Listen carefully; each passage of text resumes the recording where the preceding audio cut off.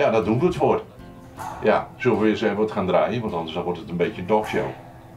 Lijkt me verstandig. Straks Tina Turner en Golden Eye, maar allereerst de Lumineers.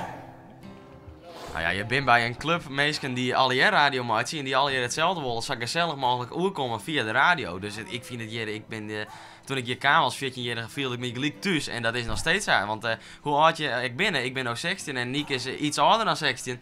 Dat maakt het niet uit. Maar ik ben altijd 20, ik ga alleen nog 23 ervaringsjaren erbij. Maar nee, het is hier voor iedereen. Ja. Het is maar elkaar en voor elkaar en terug elkaar.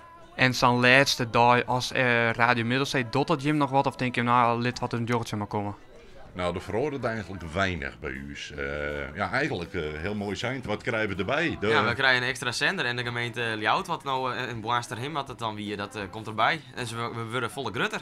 Ja, mooi heten we Leo Middelzee. Verhoor het je niet uit en nog steeds hetzelfde gebouw, koffie is lekker. Maar het is al dat er een punt achter zetten moet. En dat moet je natuurlijk wel even machinaal ontwan. En je moet er even een dij van meidje, zodat je afscheid nemen kan van de oude stichting Radio Middelzee.